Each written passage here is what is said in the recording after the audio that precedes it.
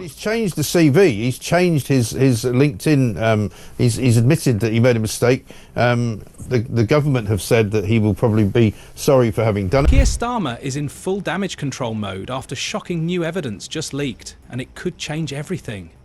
The Labour leader's frustration is boiling over as this latest revelation threatens to derail his credibility. What was uncovered, and why is Starmer losing it over the fallout?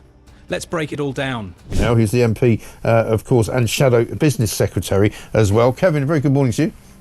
Good morning. Good morning, mate. Good to see you. I mean, your opposite number's in a bit of shtuck, isn't he? Thinks he was a solicitor, suddenly remembered he wasn't, and so now his CV has been changed. Well, just to clarify, I'm actually Shadow Housing Communities Local Government and Levelling Up. Oh, sorry. So he's not my opposite number, but he was my opposite number when I was Post Office Minister. Jonathan Reynolds, Starmer's Shadow Business Secretary, is now at the centre of a major deception scandal that's been brewing for years. The controversy: he's been falsely presenting himself as a solicitor, a title he never actually earned. But this isn't just an innocent mistake or a harmless exaggeration. It could be a criminal offence under Section 17 of the Legal Services Act 2007. The stakes are enormous. A high-ranking member of Starmer's shadow cabinet has been posing as a legal professional, and the consequences could be devastating for Labour. But this isn't just about Reynolds. It raises serious questions about a culture of dishonesty that seems to be festering under Starmer's leadership. But it appears he's made a very significant error here, and he's clearly got a case to answer, and he's got a right to reply, of course, but you cannot mislead Parliament and without there being consequences of doing that. And I think if he has said he's something that he's not, that's not right. If he said it on the floor of the House, and there will be consequences that flow from that. The story takes an even more bizarre turn. In 2004, Reynolds stood in the House of Commons and boldly claimed that he had worked as a solicitor in Manchester city centre. It was a shameless assertion that went unchallenged for years. But here's where it gets even more damning. The Solicitors Regulation Authority, SRA, actually investigated his claims at the time. They eventually closed the case without action, stating the matter had been corrected. But now, with new information emerging, the SRA has reopened the investigation. This raises serious doubts about Reynolds' honesty and integrity, and even more critically, Starmer's judgment in appointing him to such a high-profile position. On the floor of the House, that he has said it on several occasions. Yep. He's even given an interview to the effect that he said he chose the career as an MP because it would be better for his family life than being a solicitor. I mean, this has been going on now for some time. It was 2010, I think, when it first appeared that he had worked as a solicitor. And is there not surely some kind of breaching of parliamentary code or ministerial code of some kind? Starmer, a former barrister himself, has been notably silent on the scandal, and that silence is deafening. Is he shielding Reynolds, or is he simply hoping the controversy will disappear if ignored long enough? Either way, it's a disastrous look for a leader who has built his brand on integrity and competence. Tory MP Andrew Griffith has demanded an investigation, accusing Reynolds of deliberately misleading the public, a blatant breach of the ministerial code. Even legal experts have weighed in, condemning Reynolds' actions as morally wrong and a serious violation of public trust. This secretary was told to stop claiming he was a solicitor on his CV by the lawyer's watchdog. Again, if you turn around and say I'm a solicitor when you're not a solicitor, you then get barred from becoming a solicitor. But he stood in Parliament and said, back in the days when I was a solicitor in Manchester, far harder lifestyle than this as an MP. But the Reynolds scandal is just the beginning. Labour's troubles run far deeper. The party is caught in a storm of controversies, exposing a leadership that looks increasingly chaotic and untrustworthy. From shadow ministers misrepresenting their credentials, to MPs making reckless statements, it seems honesty and integrity have taken a back seat under Starmer's watch. And then there's the issue of broken promises.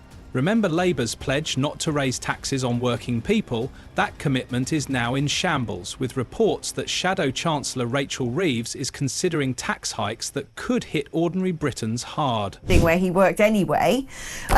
frankly, this stuff, I'd say, if you can get done for being 10 minutes inside a room of staff that you were in and have to be in as part of your job, but all of a sudden cake was or was not added, and that is the defining factor of whether you stop being Prime Minister, lying in front of Parliament that you are a solicitor, lying on your CV about the experience you have when you become Chancellor, I think is a bit bigger than blimmin' did you eat cake or not. Well, The proposed tax hikes are nothing short of a betrayal. Reeves is reportedly planning to raise national insurance contributions for employers, a move that would inevitably drive up costs for workers. But it doesn't stop there. Labour is also weighing cuts to pensioner support, including the winter fuel allowance, a lifeline for those who have worked their entire lives, only to now face the risk of falling into poverty due to Labour's policies. Tory MP Kevin Hollinrake has slammed Labour for putting unions and foreign aid ahead of British pensioners, and frankly, it's hard to argue otherwise. The party seems to have completely lost sight of the people it was meant to represent. Haig, who essentially lied by not telling the public that she was a convicted fraudster, so she actually had to go as Transport Secretary. This cabinet is full of liars, including Jonathan Reynolds. Meanwhile, Starmer is missing in action.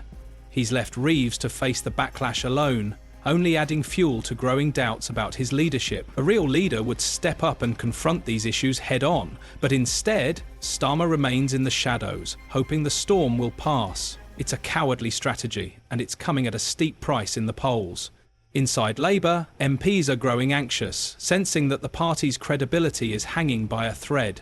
And among voters, trust is slipping fast, and once it's lost, it's nearly impossible to regain. This is him speaking in the House of Commons, in the Commons. Take this away, go on.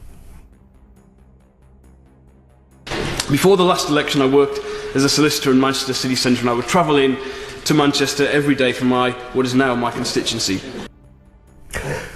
Well, he's lost a lot of hair and grown a beard, but there he is lying to the House. But the scandals don't stop there. Starmer's stance on Brexit is under intense scrutiny, as his actions contradict his public promises. Despite claiming to respect the 2016 referendum result, he has been quietly working behind the scenes to bring the UK closer to EU regulations. Reports suggest he has even held secret discussions with Brussels on policies like food standards and climate change. But the most explosive revelation? Starmer is reportedly considering putting the UK back under the jurisdiction of the European Court of Justice, a move that has outraged Brexit supporters who see it as a betrayal of Britain's hard-won sovereignty. Lying to Parliament about being a solicitor. That's quite a serious thing. You can't lie to the House. Now, I think that this shouldn't just be left alone. I mean, he must at the very least make a public apology about this. And if I was Keir Starmer, I'd think about firing him. I mean, the amount of liars in the cabinet, this is serious stuff. And there he is lying to Parliament. What do you think? I agree. This guy is a fraud. I think it's kind of sad that he felt the need to do that. Lord Frost, the chief architect of the Brexit deal, has been relentless in his criticism. He's accused Starmer of selling out the UK's self-government to a foreign court, a scathing indictment from someone deeply familiar with the Brexit negotiations. Starmer's actions paint the picture of a leader more focused on appeasing Brussels than defending British interests. It's a stark contrast to the image he carefully crafted during the election campaign, and it's already eroding support among key voter groups. He just said, before I came to this place, I was training as a solicitor. You know, what's wrong with that? Why are these people so lacking in self-confidence, or why do they think their credentials are so weak that they have to spin them up in that way? I mean, maybe their CVs are pretty crap, and they've got the need to spin them up to be a bit more impressive. The backlash has been swift and unforgiving. Starmer's approval ratings are plummeting, with some polls even showing Reform UK surpassing Labour in popularity. A stunning and unprecedented blow for an opposition leader. This only highlights the depth of the crisis Labour is now facing. Voters are branding Starmer as incompetent and dishonest, and frankly, it's hard to disagree. The Labour Party is in complete disarray, and Starmer's failure to take control is only accelerating the collapse. Less impressive, is there, than being caught out in this way and being exposed as he has been? I think it's tremendously embarrassing, and it's just mendacious in the end. I think that's quite an extraordinary thing to do, and it's a problem across many professions. A real concern about it in relation, now and again, serious cases come up in the NHS of doctors who claim to have who actually turn out to be fake doctors. It's not at all on. But the issues go far beyond Starmer's leadership. There's a growing sense that the entire political system is failing. Public trust in politicians is at an all-time low, and scandals like those rocking Labour are only deepening the disillusionment. People are exhausted by broken promises, fed up with being lied to, and frustrated with leaders who seem more focused on political manoeuvring than actually solving the country's real problems. Starmer's collapsing approval isn't just about him. It's a symptom of a much deeper crisis, one that threatens the very foundations of democracy. Private life. Politics is a different matter. These politicians, they get elected by constituents, by the people, on the back of who they tell their constituents they are. I'm a solicitor. I'm a man of great achievement. I was an economist for 50 years at the Bank of England, so on and so forth. Rachel from accounts lied through her teeth about her CV. And then there's the growing threat to free speech. In a country that prides itself on democratic values, the erosion of civil liberties is becoming increasingly alarming. Recent cases of individuals fined for silent prayer have sparked nationwide outrage, with many viewing it as a blatant violation of basic rights. The fact that a British Army veteran was penalised for praying quietly outside an abortion clinic is a chilling sign of just how far we've drifted from the principles of freedom and tolerance. Labour's response? Utterly inadequate. Figures like Jonathan Reynolds have outright denied that these violations are even happening. A tone-deaf dismissal that only deepens the public's growing sense of alienation. Lying about being a solicitor. He said that he was a solicitor in Manchester. It's on his CV, it's on his LinkedIn profile, at least it was. It turns out he wasn't a solicitor. He trained to be a solicitor but never qualified. It transpires today that the sort of watchdog of the profession, the Solicitors Regulation Authority they're called, some time ago told him to stop saying he was a solicitor. The international community is watching, and the UK's reputation is taking a serious hit. Senior US politicians have publicly condemned the country for its crackdown on free speech, a damning rebuke from one of Britain's closest allies. It's a troubling reality when the UK, once seen as a global champion of democracy, is now being held up as a warning sign of where censorship leads, and Labour's role in this cannot be ignored. Their policies and rhetoric have helped foster a culture of censorship, one that is silencing debate and eroding fundamental freedoms. And the point is, as we discussed last night, Isabel, a lot of people, polish up their CV, maybe over-exaggerate what a wonderful qualified person they are and all their brilliant achievements. People do that to get jobs, and and in most areas of life it doesn't really matter. A major chief executive of a huge city accountancy firm today quit because he said he was a chartered accountant and he wasn't. As Starmer's leadership crumbles, one question looms large. What happens next? Can he possibly regain the trust of the British people, or is his political career beyond saving? The scandals, broken promises, and attacks on civil liberties have left voters disillusioned and frustrated, and Starmer's refusal to confront these crises head-on has only made matters worse. Labour now stands at a defining crossroads, and the decisions it makes in the coming months won't just shape its own future, but the future of the entire country. Of all parliaments,